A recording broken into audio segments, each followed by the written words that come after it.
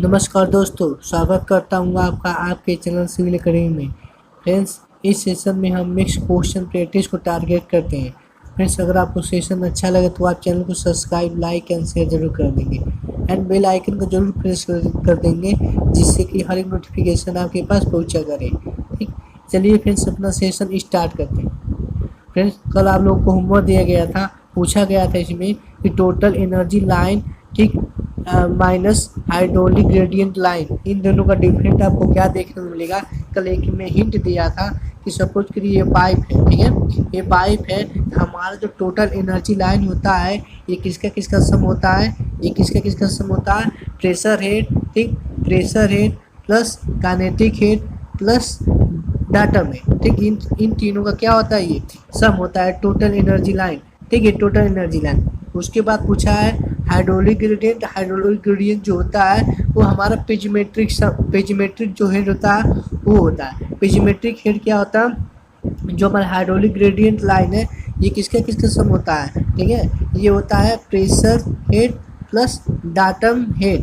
ठीक, ये हो गया मेरा, इसी को हम पेजीमेट्रिक हेड भी बोलते हैं, याद रखेंगे। तो पूछ रहा है कि टोटल एनर्जी लाइन और हाइड्रोलिक ग्रेडियंट लाइन में क्या हमें जो डिफरेंट देखने को मिलेगा वो किसके बराबर होगा। ये तो डिफरेंट देखने को मिल रहा है, ये हमारा क्या हो गया, टोटल एनर्जी लाइन हो गया, ये हमारा क्या हो गया, हाइड्रोलिक ग्रेडियंट लाइन हो गया। तो पूछ रहा है इन दोनों को डिफरेंट को क्या बोलेंगे, क्या मिलेगा। तो प्रेशर हेड से प्रेशर हेड, डाटम से डाटम, बचा क्या, काइनेटिक हेड। काइनेटिक हेड यानी कि option number 20 correct answer. Friends, चलते हैं नेक्स्ट क्वेश्चन पे। आज का नया क्वेश्चन है, ठीक, बोला गया which of the following has more fire resist characteristic. आपसे बताना इनमें से कौन सा है, ठीक, जो सबसे ज़्यादा फायर को रजिस्ट करता है। तो marble, lime stone, compact sandstone या ग्रेनाइट। अगर हम बात करेंगे मार्बल की, तो मार्बल हमारा, ठीक है, ये सजावटी कार्यों में लिया जाता है। लाइम स्टोन हमारा कौन सा रॉक है, सेडिमेंट्री रॉक हो गया। ग्रेनाइट हमारा इंग्लिश रॉक हो गया। जो हमारा कॉम्पैक्ट सैंडस्टोन होता है यही क्या करता है, फायर को रजिस्ट करता है। Option number C is correct answer. चलते हैं नेक्स्ट क्वेश्चन पे। नेक्स्ट क्वेश्चन बोल रहा है प्लाईवुड हैज द एडवांटेज है। प्लाईवुड का क्या एडवांटेज है, तो प्लाईवुड का ये प्रॉपर्टी होती है कि उसकी जो स्ट्रेंथ हमें है, ठीक, सारे यानी कि ऑल डायरेक्शन में सेम देखने को मिलती है। ठीक है, ये प्लाईवुड की क्या है, ठीक, एडवांटेज है। तो देखते हैं यहाँ पे greater tensile strength, longer direction नहीं, ठीक, ग्रेटर टेंसाइल स्ट्रेंथ, ठीक, इन शॉर्टर नहीं। फिर यहाँ पे बोला same tensile strength in all direction, बिल्कुल करेक्ट। अभी बोला सभी डायरेक्शन में इसकी जो टेंसाइल स्ट्रेंथ है सेम देखने को मिलती है, इसकी प्लाईवुड की। Option number C is correct answer. Next question चलते हैं। For due to attack of dry rot, ठीक, द टिम्बर। तो आपको बताना है जब हमारे टिम्बर पर ड्राई रॉड का अटैक हो जाता है तो उस कंडीशन में आपको क्या देखने को मिलेगा। उसमें क्रैक आ जाएगा, श्रिंकेज आ जाएगा, या रिड्यूस पावर हो जाएगा, या नन ऑफ द। ठीक, अगर हम बात करेंगे यहाँ पे ड्राई रॉड पे जब टिम्बर पे ड्राई रॉड हो जाते हैं, ठीक है, तो क्या होता है, उसमें क्रैक नहीं पड़ता है ना, उसमें श्रिंक आता है। श्रिंक तो हमारा मॉइस्चर की वजह से आता है, ठीक है। क्रैक हमारा क्या, जब हम उसे ज़्यादा ड्राई कर दें तब देखने को मिलेगा। बट हम बात करें रिड्यूस द पावर, जो ड्राई रॉड होते हैं, ठीक, टिम्बर पर अगर अटैक कर देंगे तो क्या कर देंगे, उसकी स्ट्रेंथ को कम कर देंगे, यानी रिड्यूस द पावर, उसकी सामर्थ्य को क्या कर देंगे, कम कर देंगे। Option number C is correct answer. Next question चलते हैं। और यहाँ पे क्या एडवांटेज ऑफ क्लैम्प, ठीक, पूछ रहा है यहाँ पे किसका एडवांटेज ऑफ क्लैम्प, यानी कि क्लैम्प जो भट्ठा होता है उसका कर रहा है यहाँ पे। Advantage of clamp compare to kiln, ठीक, किल मीन्स ये भी एक भट्ठा है, ठीक, for the burning brick is that. आपको बताना है जो हमारा क्लैम्प है और जो हमारा किल है, ठीक है, एक किल में दोनों में क्या देखने को मिलता है। तो क्लैम्प हमारा जो है, ठीक, आपने देखा होगा छोटे छोटे वर्ग के लिए बनाया जाता है, ठीक है, जैसे जो कुम्हार बनाते हैं वो क्लैम्प भी करते हैं। अब किल मतलब हो गया जो बड़े बड़े चिमनी आप देखते हो उसको बोलते हैं। इन पूछ रहा है, ठीक, इसका एडवांटेज क्या है। तो अगर हम बात करेंगे क्लैम्प की, तो क्लैम्प हमारा छोटे कार के लिए, लघु कार के लिए यूज़ किया जाता है, और जो मक्की ने कि बड़े वर्ग के लिए, ठीक है। तो देखते हैं यहाँ पे क्या होता है। फिर अगर हम बात करेंगे क्लैम्प से, तो क्लैम्प से जो ब्रिक का, ठीक है, ये क्लैम्प का जो इफिशियंसी है वो 60% होती है, ठीक है। और जो हमारा किल है इसका इफिशियंसी कितनी होती है, याद रखेंगे 80 से 90%, ठीक है, 80 से 90% की इफिशियंसी का मतलब है ईट देने की क्षमता, जो हमें शुद्ध ईट प्राप्त हो गए उसकी बात हो रही है यहाँ पे, ठीक। तो बोल रहा है क्लैम क्या है, it take less time to burning, ये कम जल्दी जल जाता है, ठीक। It give more output first class brick, ये बताइए फर्स्ट क्लास ब्रिक ये ज़्यादा देता है नहीं, जब 60% फर्स्ट क्लास ब्रिक को ही देता है। ये जो क्लैम किल है ये हमारा 80 से 90% को देते हैं फर्स्ट क्लास ब्रिक को। नेक्स्ट बोला है it is less initial cost, बिल्कुल सही बात है कि हमारा जो क्लाइंट होता है उसका इनिशियल कास्ट बहुत कम होता है, लेकिन किल बनाएंगे तो उसमें क्या होगा, उसकी इनिशियल कास्ट बहुत ज़्यादा होगी, क्योंकि इसके कंक्रीट या ब्रिक से बनाए जाते हैं किल को। ये हमारा क्लाइंट जो है छोटे वर्ग के लिए, ठीक है, सस्ते में बन जाते हैं। तो option number C is correct answer. Next question पे चलेंगे, बोला है यहाँ पे क्या, ठीक है, the volatile substance added to a paint to make it application easy and smooth, बताना है आपको, ठीक है, यहाँ पे बताना है आपको तो उस सब्सटेंस का नाम बताइए जो पेंट में यूज होता है और क्या करता है उसको बहुत स्मूथ कर देता है, बताना है पे कौन सा वो सब्सटेंस है। तो बेस है, बेस हमारा जो है इनिशियली लगाया जाता है, सॉल्वेंट है या व्हीकल है, ठीक, एनानादी बताना है यहाँ पे। तो कौन सा हमारा सब्सटेंस है, ठीक है, जो पेंट में मिलाने पे क्या कर देगा, उसे स्मूथ कर देगा, तो हमारा क्या है, सॉल्वेंट है, क्या है वो हमारा सॉल्वेंट है। सॉल्वेंट को हमारा पेंट में मिला देंगे तो पेंट हमारा कैसा हो जाएगा, स्मूथ हो जाएगा, ठीक है।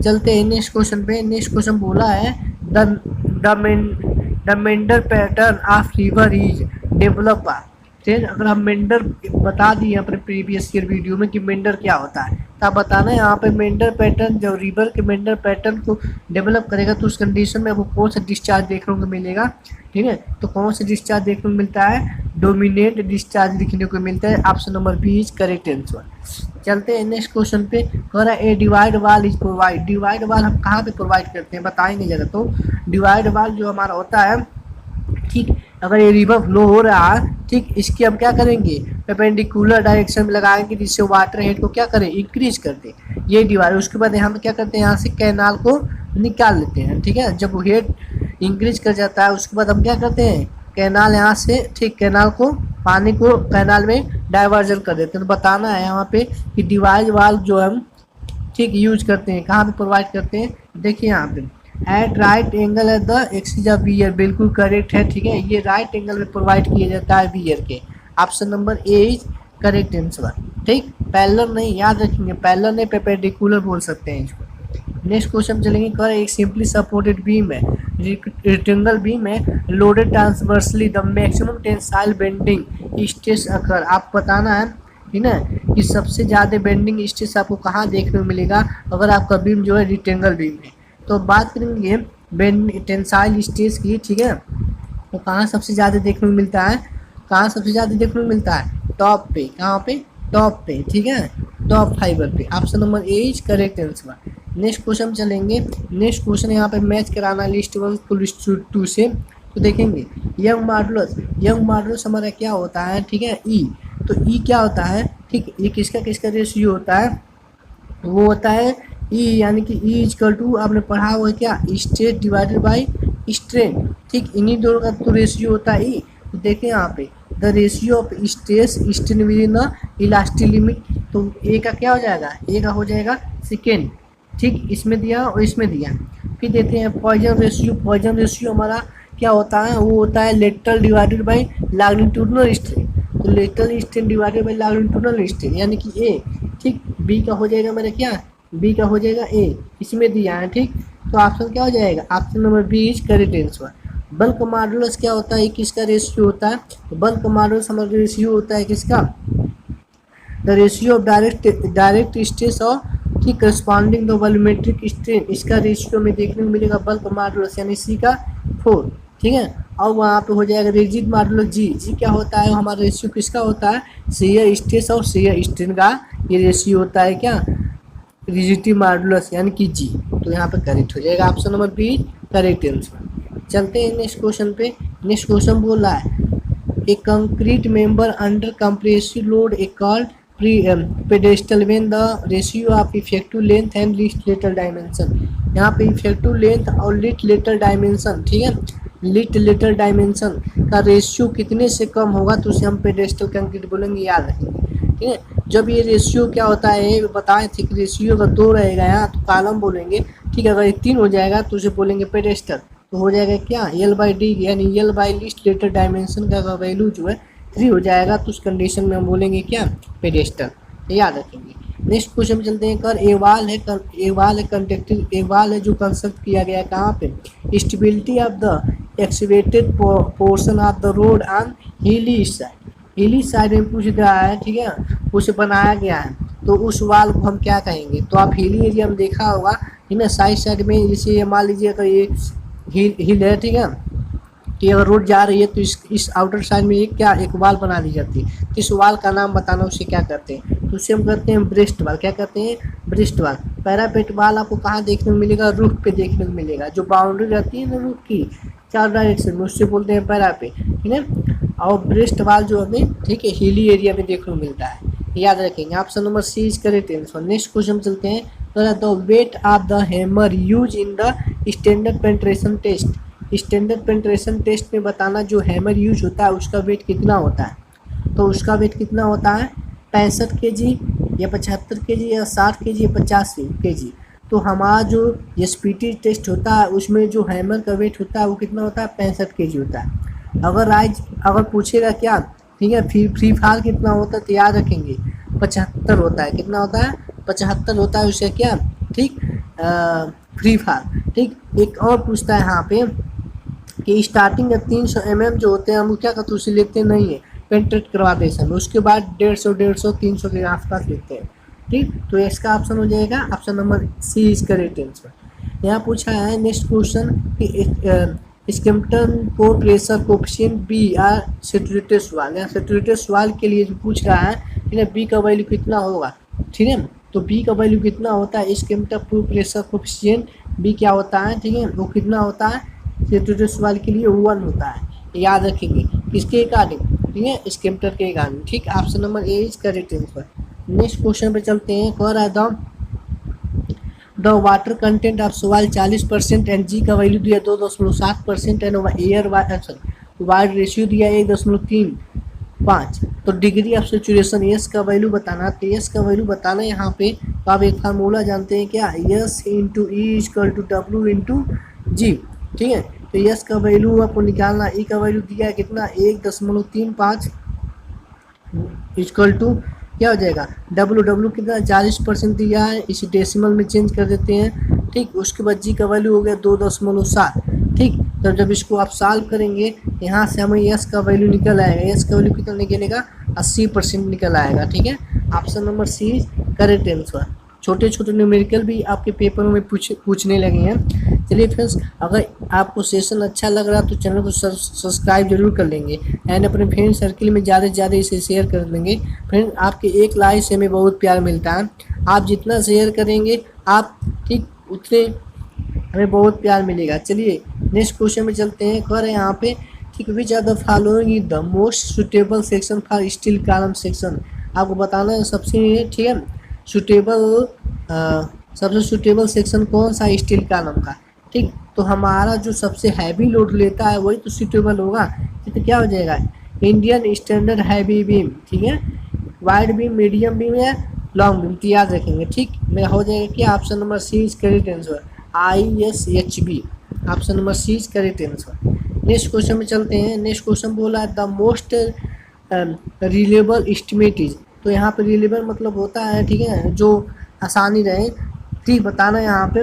तो कौन सा ऐसा एस्टिमेट है वो, तो हमारा जो डिटेल एस्टिमेट है उसी को हम रिलेबल एस्टिमेट करते हैं, याद रखेंगे, ठीक है। Option number A is correct answer. Next question में चलते हैं।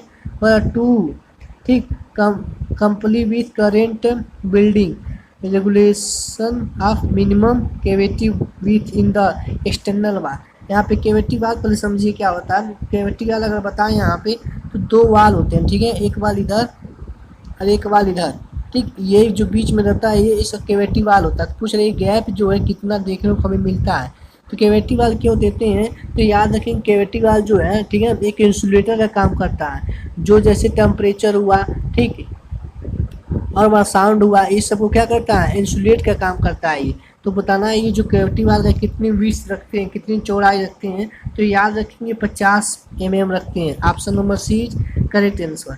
नेक्स्ट क्वेश्चन में चलते हैं। कह the most reliable field test determine the bearing capacity of soil. तो आपको बताना है ठीक है यहाँ पे कि फील्ड टेस्ट, ठीक फील्ड टेस्ट बताना है कौन सा है, ठीक। तो अगर हम बात करेंगे यहाँ पे कोन पेंट्रेशन टेस्ट, तो कोन पेंट्रेशन टेस्ट याद रखेंगे यहाँ पे इम्पॉर्टेंट टेस्ट है ये, ठीक। तो कोन पेंट्रेशन टेस्ट बहुत बार पेपरों में पूछे गया कि ये एंगल कितना बनता है, तो याद रखेंगे 31 डिग्री बनता है। यहाँ पे जब हम जो लोड लगाते हैं याद रखेंगे 100 ग्राम का, ठीक है। फिर उसके बाद पूछ रहे हैं यहाँ पे अगर प्लेट लोड टेस्ट की बात करेंगे तो प्लेट लोड टेस्ट में जो मिनिमम प्लेट की साइज होती है वो 30 होती है, 30 mm, ठीक। अब मैक्सिमम जो होती है वो 75 mm होती है, भी पूछा गया है, ठीक है।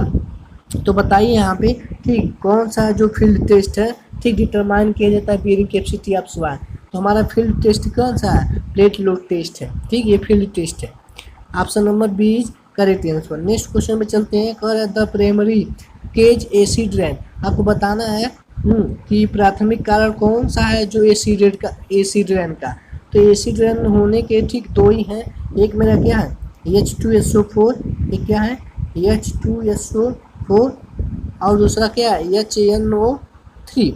यही दोनों तो मेरा एसिड रेन है। तो यहाँ पे देखिए यहाँ पे NO3 और SO4 यही तो मेन कारण हुए, यानी कि SO2 और ठीक और क्या हो गया NO2, यही जो है क्या हमारा प्राइमरी यानी कि प्राथमिक कारण है एसिड रेन की। तो हो जाएगा क्या sulphur dioxide. Option number C is correct answer. Friends अगर सेशन अच्छा लग रहा है तो चैनल को सब्सक्राइब जरूर कर लेंगे। चलिए इसका आंसर बताइए। If the intercept of the vertical staff, ठीक ऑप्टिकल स्टाफ, ठीक observe 0.75 metre from the tacheometer, the horizontal distance between the tacheometer and staff. Friends यहाँ पे हॉरिजॉन्टल डिस्टेंस पूछ रहा है और आप जो है ठीक टेकोमीटर से कर रहे हैं। तो यहाँ पे जो हमें स्टाफ का रीडिंग दिया गया 0.75 ठीक मीटर दिया गया, तो आपका हॉरिजॉन्टल डिस्टेंस कितना होगा। फ्रेंड्स इस क्वेश्चन का जवाब आप कमेंट बॉक्स में कमेंट जरूर करेंगे। मैं यहाँ पे थोड़ा हिंट दे देता हूँ, ठीक है। तो डिस्टेंस इक्वल टू क्या हो जाएगा ठीक टेकोमीटर के लिए K/S+C, ठीक। यहाँ पे जब टेकोमीटर रहता है एनालिटिक लेंस होती है तो C का वैल्यू हो जाता है हमारा क्या 0, ठीक। और K का वैल्यू कितना हो जाएगा वो हो जाता है 100, ठीक। और S का वैल्यू आपको क्वेश्चन में दिया है 0.75, ठीक। यहाँ से आप D का वैल्यू निकाल सकते हैं। फ्रेंड D का वैल्यू निकाल कर कमेंट बॉक्स में कमेंट जरूर करेंगे कितना आ रहा है, ठीक। चलिए फ्रेंड्स अगर आपको सेशन अच्छा लगा हो तो आप चैनल को सब्सक्राइब लाइक एंड शेयर जरूर कर देंगे और अपने फ्रेंड सर्किल में ज़्यादा से ज़्यादा शेयर कर दें, ठीक है। चलिए friend thank you for watching.